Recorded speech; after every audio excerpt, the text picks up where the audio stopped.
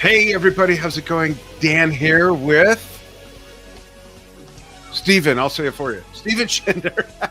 And our guest for the first time, Trey Gunn, joins us to talk about a really cool project and we'll dive into all kinds of other stuff as well. Steve, take it away. Right, so we're talking about Trey Gunn's new album with David Forlano, Select Habits of Invertebrates. So this comes out tomorrow officially, doesn't it, Trey? It does. Officially December 5th, correct. Yeah. Right. Exciting stuff. Yeah, and first off, how did this collaboration come together? Yeah, so it wasn't planned. I just met David. He lives here in Santa Fe, and there's a fairly strong like improv scene here, and David just invited me over to play, and it was really cool. It was really cool. It was very strange. And the next time I thought, well, I'll bring my little mixer board and we'll record. So kind of what we did, like the next 2 or 3 sessions, we just recorded everything we played. And I was like, man, I think there's a very strange record in here. And we kept playing, but we started working on deciding what parts of the improvisations that we wanted to piece together and shape them a little bit with basically just taking some stuff out of the mix and picking beginnings and endings.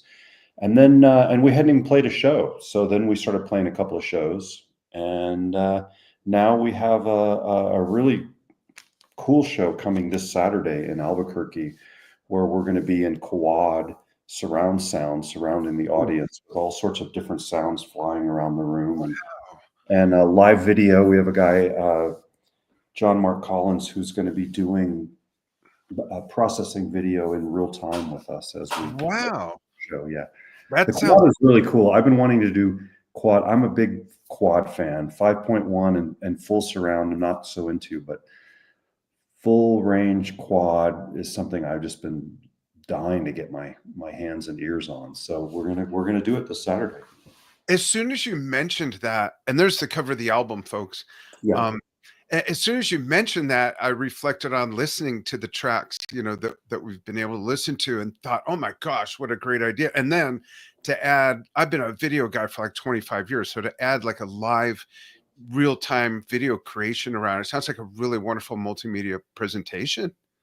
Yeah, and John Mark is really cool. We did our first gig was just like a 20-minute gig at a kind of a small festival, and he did live video for us. And he's like, do you guys, what do you want me to do? We're like, just do whatever you want. And he had like 8 video projections around the room controlling it live.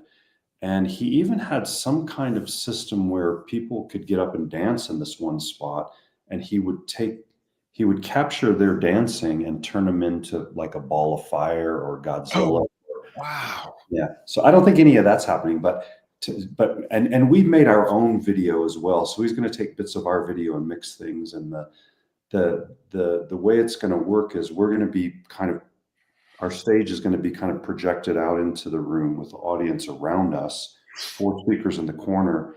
Then we have a big screen behind us. And then John Mark has made a bunch of little screens that are attached above us on all sides. Wow. 2 feet to 5 feet. And there's going to be kind of video fragments that he's going to be manipulating in real time. Well, a couple of things, Trey. Are you not turning people dancing into balls of fire in Godzilla either because the venue wouldn't allow it or you couldn't get that on your insurance rider? No, we wanted we don't want people dancing. There you go. Well, the other thing we is want to keep a crimson tradition going where everyone sits. Yeah. Well, the description of the show, we've probably seen, played, or heard of this venue in Phoenix called the Celebrity Theater, and it's an in the round theater. I just saw Steve Hackett there 2 or 3 weeks ago, and I've seen other great shows there. And the artist can choose whether or not they want the stage to revolve or not, or if they want the back part of the circular venue blocked off. It sounds like it'd be a great, and it's intimate. It seats, I think, between 27 and 3,200 people, something like that. Right. Every seat's a great seat. The stage is kind of low. There's the circular canopy, just like in the old days when Yes did in the round. It's already built into the build. Sounds like a great place for this show. Well, to have a stage spinning is a very complicated operation. Yeah. With the, and you can do it without it. You can just have the stage stationary like a lot of artists do there. It's really neat. But that sounds great. And it sounds like the album came together, the music came together very organically. Yeah. It kind of caught us by surprise.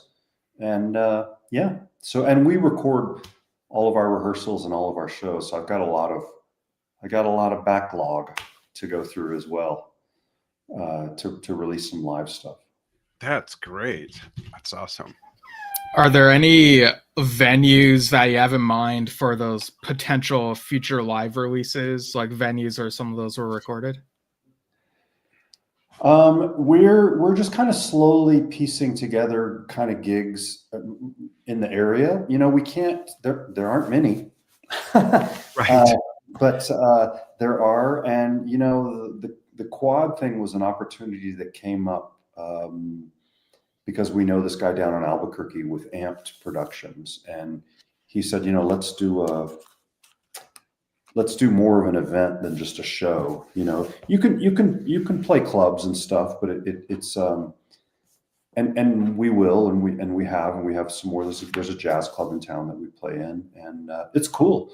But the full multimedia thing is a big production. And there's a lot more people involved, a lot more complicated. Yeah. Sounds exciting. Might there be some sort of video product of one of these shows made and put out officially at some point? Yeah, we're going to do a multi-camera shoot of this show, and we'll see what we get. And yeah. That's great. I know the audio is awesome because we record right through our digital mixing system. Mm-hmm. I don't have the studio facility yet for mixing Atmos and surround, but I will within a year or so. Great. Is that what some of the building is that's going on that you mentioned before we went live? Yeah. That's exciting. That's great. Yeah. Awesome. Yeah, and I really like the tracks on here. I'll read them real quick in a moment. We got, well, first off, I want to say I really like the mysterious sounding vibe of these tracks. Would you say that music says something even when it doesn't have lyrics? Sure, absolutely. I mean, it's not the same kind of language as lyrics or spoken word, which there's some some on the record, and we have a lot of spoken word in the show. I've made that's one of the quad features we have, with different voices coming out of all the different speakers in strange places. Wow. Yeah, and I agree that it's more I mean, that's kind of a deep question you're asking, and we're not doing a whole a music course on it, but right. There's the vibe of the piece, and then there's what I look at is the how musicians make their phrases, and that's where a lot of the meaning comes from, and really I think what makes different musicians unique is how they, we're all using the same 12 notes, so it's really how you shape them.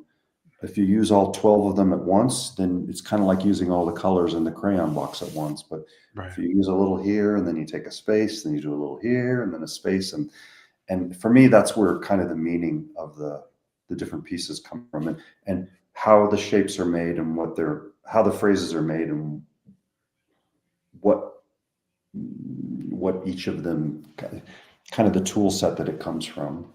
Yeah, the musical storytelling of it all. Yeah. Interesting. Yeah, so the tracks are Select Habits of Invertebrates, Mono No Waves, Litigation of the Monkey, a Simulacra, The Perfect Matchstick, Paper Then Flavor, and The Winds That Ended History. How do you guys come up with these track titles? We sat down and brainstormed listening to the stuff. You know, sometimes it's cool to start with a title. Sometimes it's cool to name kind of an improv or an idea right away. And then sometimes you have to sit with the material for a while. And for this, we because I spent so much time going back to the mixes and trying to adjust levels and EQ to make the right things fit together. It took us a while, so we spent a lot of time listening. And then we just sat down and brainstormed the titles. That's great. And you mentioned that there's a backlog of material. Will that see the light of day, and might this collaboration with David and you also continue beyond that? That's our plan. I mean, what's interesting about improvisation is that it's super exciting when you do it, and then it's exciting. It's usually exciting when you first listen to it, and then after a while you kind of sit with it and it's like, this one's not as good as that one actually, and so let me figure out how to do this. So it's not.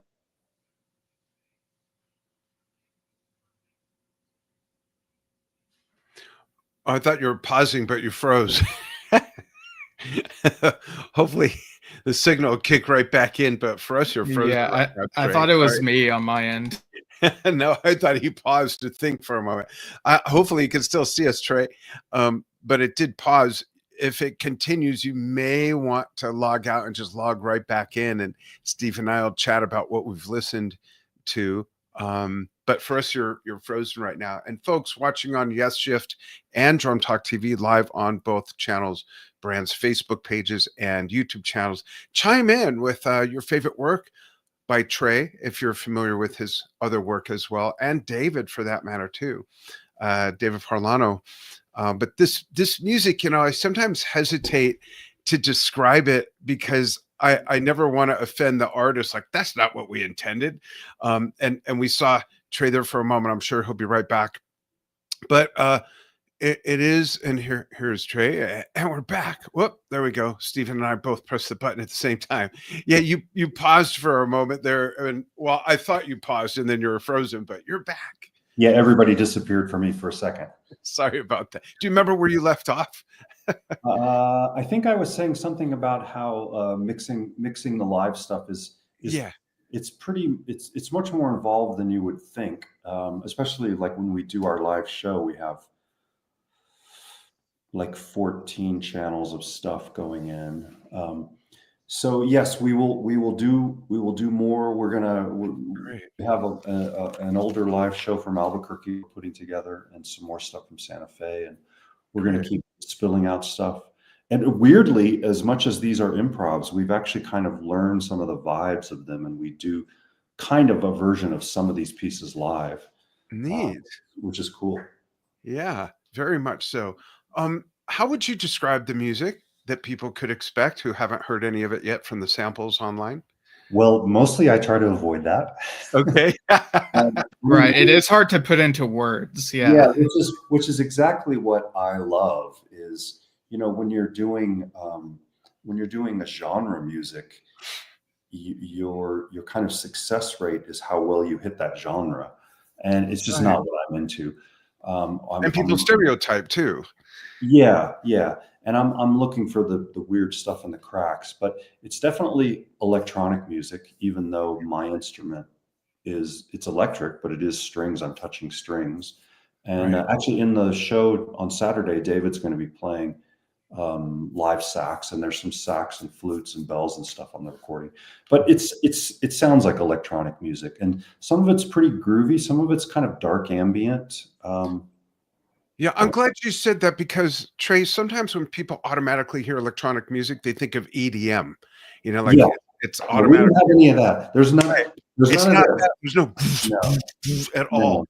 And we like kind of the glitched up beats that kind of sound like beats, but they're more disturbed and irregular.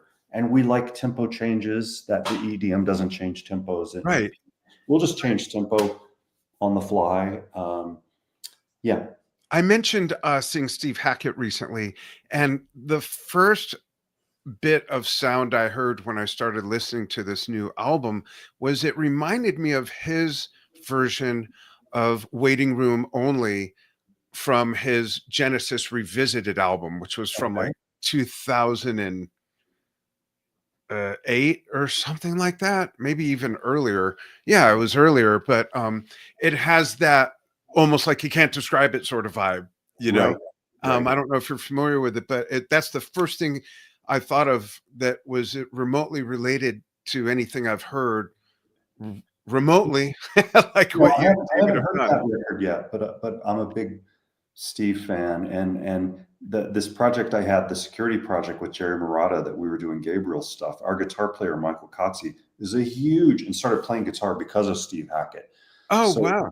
we went to go see him in Seattle, maybe right when he was starting to do the Genesis Revisited, and it was great. And Steve was so understated and cool on stage, Oh, yeah, and you could his see he's stature. so mild-mannered he is, yet having so much fun, you know? It's like a quiet elation sort Yeah, of vibe. yeah. Yeah, that's great. Yeah, yesterday, on Drum Talk TV, I had, Nick DiVirgilio on, who was his drummer for this tour that just finished, and Nick just did a fantastic job. Saw them at that theater that I mentioned, Right. and he talked a lot about working with Steve, and that Steve's always very open and willing to talk about those older Genesis years that he was part of and things like that. So that's really neat. Who are some of your early influences and how did you get into music? Let's dive way back into your story there. Yeah, I got into music before I had influences. I mean, I started playing. I had an urge to play piano when I was like 6. Nice. And obviously heard music before that. So I kind of got introduced to a lot of the old school Western classical composers, along with like listening to Beatles and Cat Stevens on the radio. Mm-hmm. And but then when I kind of really got into playing bass and guitar, I grew up in South Texas, so it was kind of a hard rock scene. Zeppelin, Aerosmith, Blue Oyster Cult.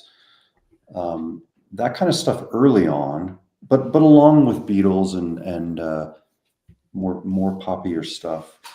And then when I really got serious, I was kind of divided between like Mahavishnu, Crimson,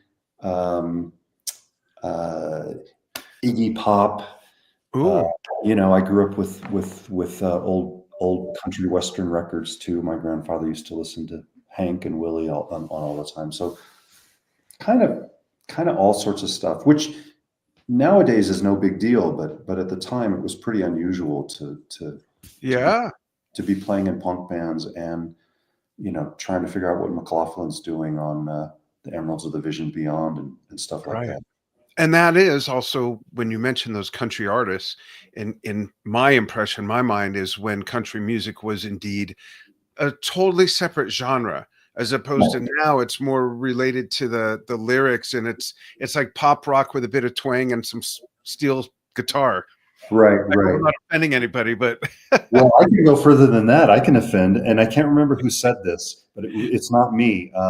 Really cool songwriter. New country music is hip hop for people who are afraid of black people. My wife's black. I can't wait to tell her that one. That's hilarious. It's kind of true. It's kind of true. Yeah, that's interesting. That's an interesting spin. If you take out the lyrics, most of it sounds like hip hop, pop rock. Yeah. It kind of went rock, and then they kind of took that swing from kind of rap hip hop, and there's an old tradition of the country western storytelling that goes on and on, but now they just cram the words together. Yeah. When I think back at the Gene Autry and even Johnny Cash, to a degree and stuff like that, it's a different genre now. R&B, I feel the same way. R&B is not rhythm and blues anymore, and it hasn't been since, I don't know, the 80s or the late 70s even. It's just a whole different thing. Yeah. To me, Stevie Wonder is R&B. Yeah, sure. Not John Legend or, who I like, but I just don't know. It's weird how things evolve and morph, and yet the names don't change. The names don't, exactly. Can we just add some new genre names? Well, and that's probably because of the industry, because they need to market stuff. You know, if we weren't marketing, everybody would be in the cracks. Yeah. Yeah, and going back a few decades, you were in King Crimson from the mid 90s to the 2000s, and Bill Bruford was still in the band on a couple of those earlier outings, Vroom and Thrack. And I'm sure our audience would like to know, what was it like working with him? So I had not met Bill before our first rehearsal. And actually, had I met Tony? I'd maybe met Tony because I'd been doing a couple of records in Woodstock where Tony lived, and I was friends with Jerry Murata, who plays with Tony all the time. I hadn't met Adrian or Bill until our first rehearsals, and actually Bill hadn't even met Pat until the first rehearsal. Interesting. Yeah, I love Bill. He's like not only cool to play with, but he's just a very funny, dry-witted Brit. And in fact, you know, he basically retired, but then Pat and I were doing a show with one of our projects, Tuner, with Marcus Reuter in Poland last month, in October. And it's a drum festival that we played many times. And they said, "Oh, you're going to double bill with Bill." We're like, "What? Bill's coming out of retirement." So, yeah, he's in that trio. Yeah, so we played a show with the trio in October, and it was really great, really great. The guitar player to see it back out. was really cool, and the bass player was really cool, and the room just ate it up. They couldn't get off the stage. They kept on doing encore after encore, and he's just playing a little jazz kit. Yeah, 4-piece kit. It's really cool. Yeah, he's literally one of the most legendary living drummers right now. Yeah. And he still feels very young. That's great. That's so good to hear. What were your King Crimson days like? Well, it was it was probably the most, I don't know, I guess I'll use the word productive period of Crimson. Like during that 10 years, there was more music written, more records released, more live shows than any other period. And it went through a lot of different phases with the 6-piece for a couple of records and many world tours. And then we broke up into these small improv groups, which is very akin to what David Forlano and I are doing now, of which I was involved in all of them over the course of several years. So that was a very different experience of no formality in the music at all. Interesting. Back into writing again, and then the 4-piece Crimson with Robert and Adrian and Pat and myself for 2 more studio records and a lot of touring and touring in really cool places that you wouldn't normally go. Actually, the double trio Crimson, we got to go to Eastern Europe, and then the Berlin Wall had just fallen, and the Polish Communist Party fell, Czech fell. So we got to go to a lot of those countries where, for the first time, Crimson ever got to go there. What was the reception like? It was insane. It was crazy. I mean, awesome. we can't even relate really, because when we played in Prague or when we played in Warsaw, those Crimson records were illegal to own. Yeah, it was contraband. They still are in some United States, actually. And so it was it was like a cultural event. We went into Moscow, we went into Russia, played Moscow and St. Petersburg, and it was like a national event. And that was super cool. And I love it over there. And we've been back. I mean, I've been to Russia 10 times, and for some reason, Poland is really into what we do, and we go there. I've been there every year for the last 3 or 4 years.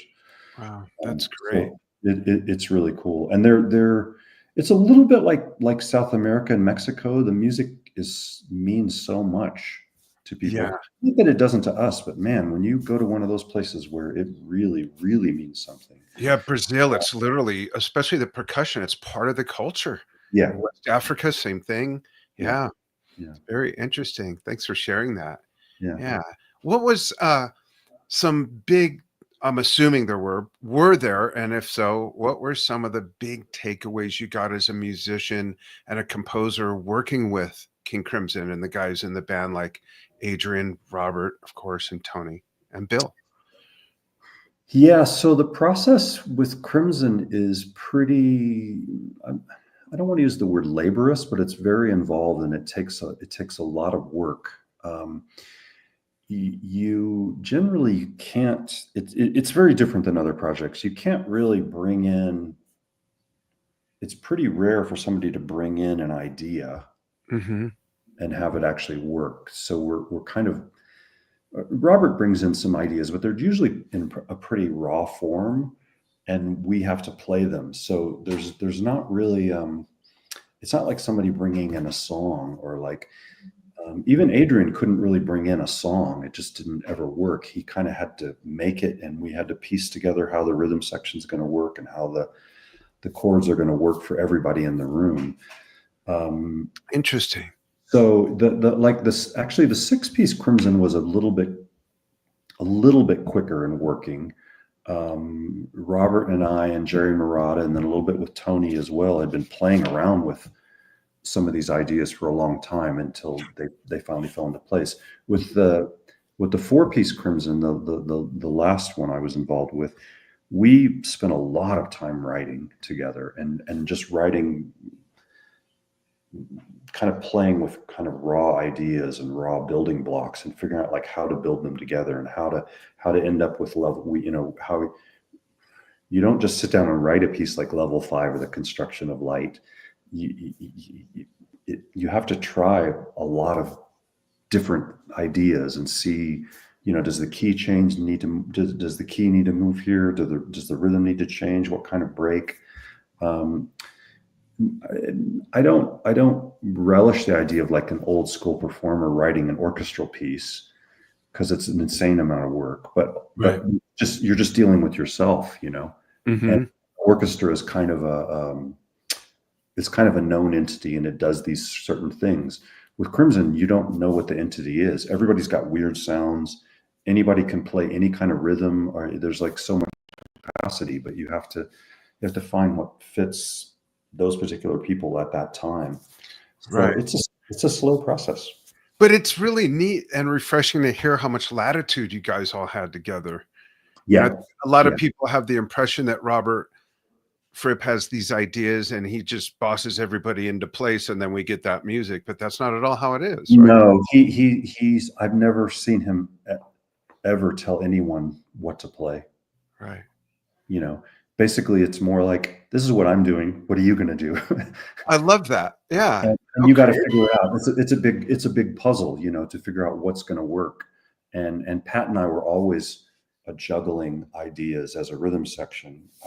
With the 4-piece, sometimes we would, on a couple occasions with the last record, the Power to Believe record, we had the whole song written, got into the studio, and then Pat and I decided what we were doing wasn't working. So we would just rewrite the whole rhythm section. The guitar parts never changed. And we would do that sometimes live too. Like we would mutate the parts live on several pieces, like now we're gonna change the time signature here, or we're gonna do a bunch of hits now that we weren't doing before. And that was one of the cool things about playing live. Like you do let's say an 8-week tour. By week 3, Pat and I are already mutating some of the ideas, and by the time you get to the end, it's still the same piece. It's the same piece, but there's different ways of playing it. Yeah, that's great. Keeps it fresh. Yeah, and refreshing for you guys. Yeah. So when working within King Crimson, was there ever this frame of mind of I should play something that feels like it's somewhat King Crimson-esque, or was it basically like I'm gonna be me and we'll see if it meshes with everyone else in the group and that'll be King Crimson now? Yeah, so I never heard King Crimson before the Discipline record. Oh wow. At the time, I had to go back. In fact, when we had our first rehearsal and Tony had suggested that we do a version of Larks 2, I'd never heard it. Really? So It's amazing. you know, and so I just, you know, Pat, and in fact, when we got to the rehearsals, Pat knew it better than even the guys who had played it because he'd like studied it up. Yeah. So I don't really know what that means to be like King Crimson. You know, I know the kind of discipline era, the approach, the guitar playing approach. And I guess Tony has an approach, but no, for me at least, it was just responding to what's going on. And Mm-hmm. you know, we're going to make something heavy. So okay, so let's find a heavy way to do it. We're going to make something light and moody. Okay, let's see what how I would contribute to that and see what works. That's great. It's definitely evolved over the years. So for me, like my perception of it is King Crimson is the energy of collaboration between all these individuals, these musicians, and seeing how it all combines and comes together. Yeah, yeah. Well, and I think Bruford describes it almost the best, where people have this idea of Robert as being dictatorial. Maybe that's the word. But Bill says Bill describes it as it's like Miles Davis. He just puts the right people in the room and doesn't offer anything. Oh, that's so eloquent. You know? Yeah. Not that there's no guidance, but basically you pick the people and let them play. Yeah. That's how I think really any team with any company in any industry works best too. But it is labor intensive. It's you know, especially when people are all over the planet, you've got to get everyone together. Right. And kind of, I think the way we kind of jump started the band, the first time the six of us played together, we had the recording system set up, and that's we made the Vroom record. We had a 2-week period, and we met, we played, we worked on material, we recorded, and then you know, then we just went. How did you get connected into that whole world anyway? Like, did you get a call or were you introduced? No, I've known Robert since '85 when he first gave some guitar lessons. I went and met him. And I studied guitar with him for a couple of years, and then he asked me to join a band. Actually, he asked me to join a band with his wife, Toya, playing the stick, which I'd never played before.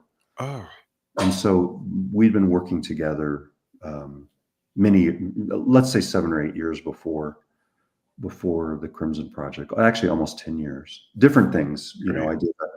I did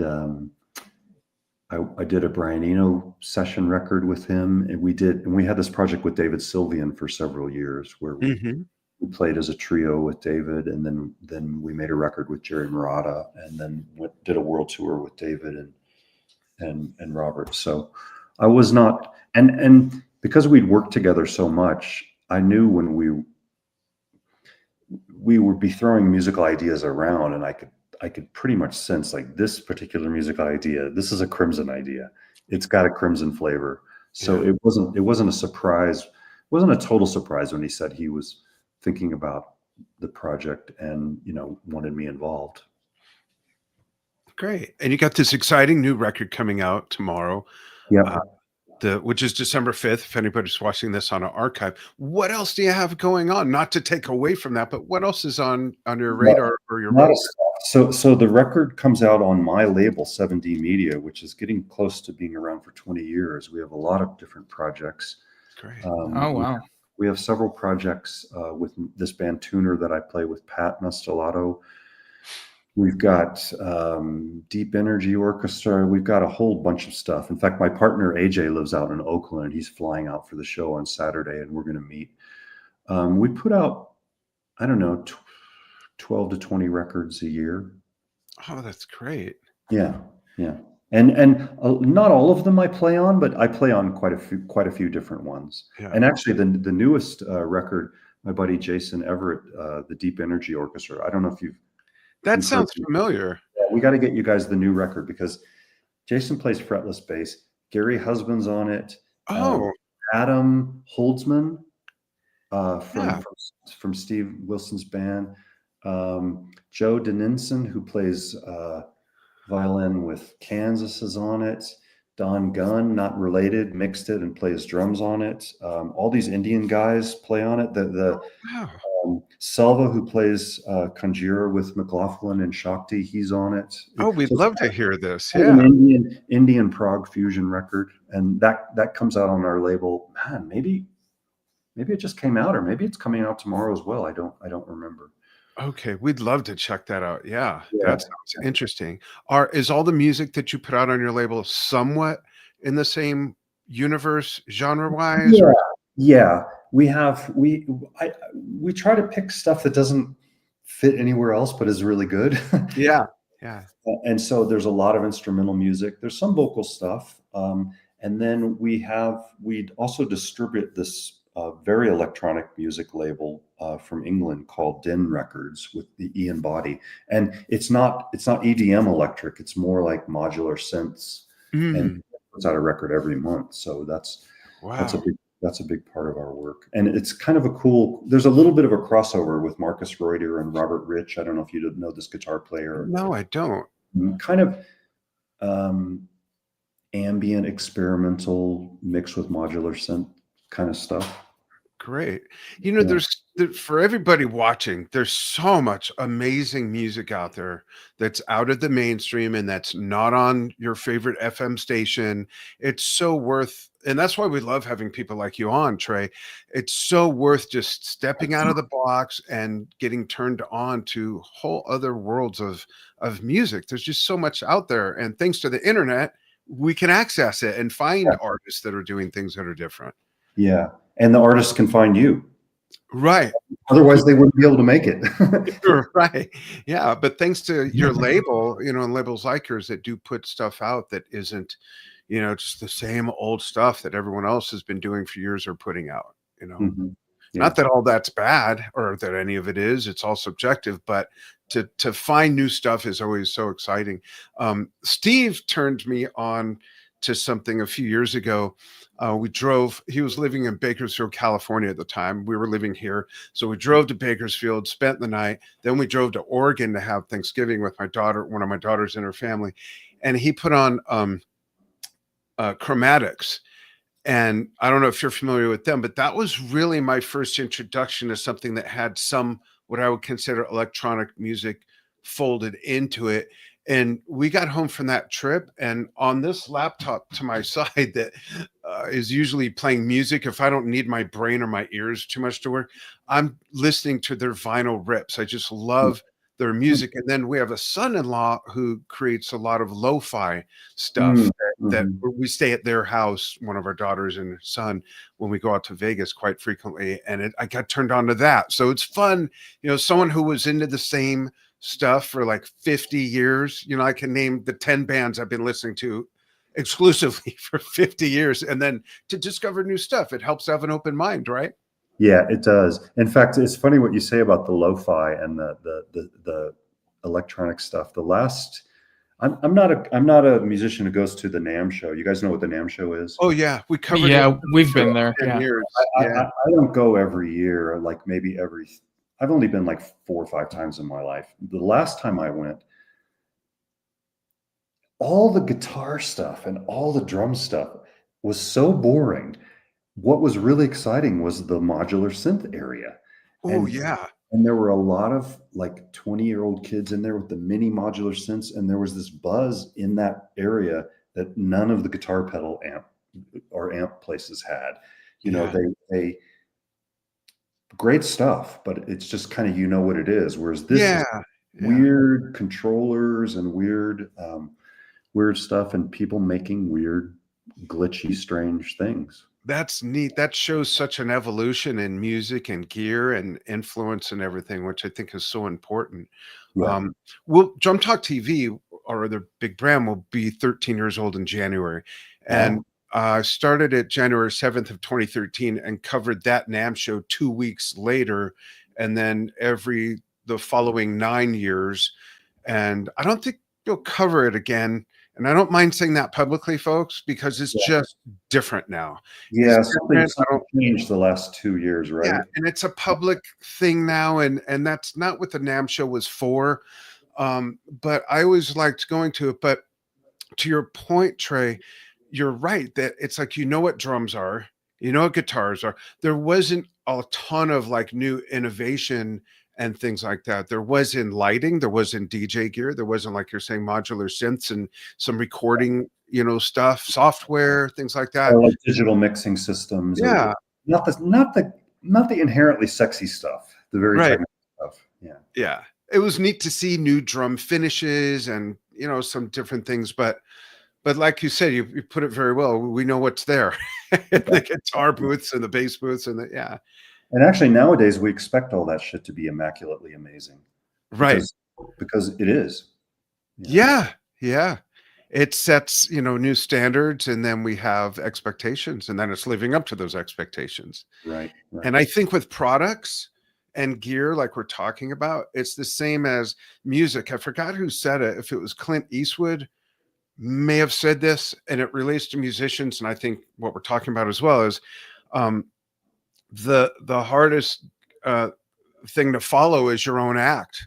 Once you have a certain level of success, you set these expectations. Okay, now what? Now what's she going to do? Now what are they going to make? Now what's he going to do? And that's kind of, I think, where that evolution and advances come from in gear and methods and things like that. Yeah. And people still complain that their gear is. I was like, dude, you need to go on the road with a 20 space rack that hardly does what your little pedal does. Right. Carry that sucker around and feel inadequate. Exactly. Steve, do you have any other questions before I ask the last magical question? Oh. I mean, I actually was gonna ask I was thinking of asking, I think, what you're gonna ask. Okay, then you go ahead. Go ahead. Okay, so this is the Trey Gunn fun fact segment. So when you're not working on music, what do you like to do for fun, Trey? Two things. I'm really into Brazilian Jiu-Jitsu. I practice many hours a week. Wow. I started I started practicing Aikido about 20 years ago, and then 12 years ago I moved over to Brazilian Jiu-Jitsu, and now I do that, and I even teach the beginners class here at 10th Planet Jiu-Jitsu in Santa Fe. And that's a huge part of when I'm not on the instrument. That's what I'm thinking about.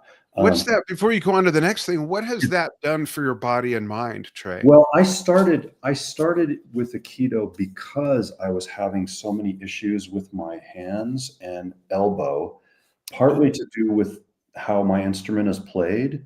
Yeah. And actually now I play it on my lap because of that. And also just carrying three 70-pound cases around the planet. Yeah. I started having problems, and my acupuncturist said, you might go down to this Aikido dojo, and they do a lot of wrist stuff. And he was right. And like after 6 months, I have never had any problems. So there's that, but also just the discipline of Brazilian Jiu-Jitsu is, even though it is wrestling and there's a lot of strong people, it's based on technique overpassing strength. Like you learn how to use leverage and technical facility so that you can win over the bigger, stronger, and in my case, younger guys. That's awesome. And then what's your other jam outside of music and jiu-jitsu? Oh, magic tricks or card games? Yeah. Well, both. Card manipulation. And it's a similar thing. I got into it. I mean, I've always been into magic in a certain way, but to work my hands, to get my hands to do different stuff than they're used to doing. And I practice just shuffling and different sleights with both hands. Very interesting. And it's kind of my triple discipline: the Brazilian Jiu-Jitsu, the Jiu-Jitsu, the cards, and then the music kind of covers everything I need for now. That's great. That's great. Awesome. Yeah. Thanks for taking time with us. We're excited about this new album. Yeah, we'd love to hear that other stuff. Tell people how they can get a hold of you or find all these things that you're doing. Yeah, so 70media.com has everything. We have a 70media Bandcamp page with all of our artists, and it's pretty crazy how many artists. And it's the digit 7, not the word, correct? Digit 7D. Okay. Media, 7D Media. And on Bandcamp, and then streaming and my sites, and Great. That's awesome. Hang on the line with Steve and I just for a moment after we say goodbye to the audience. And audience, thanks so much for following, whether you're watching on Drum Talk TV or Yesshift. Steve, how can they write us love letters or hate mail or give us ideas? Email us yesshiftpodcast@gmail.com. Follow us at Yesshift on Facebook and YouTube, and search Yesshift in a podcast app. There you go. Thanks, everybody. And thanks again, Trey. Thanks for having me. Absolutely. Thanks, folks.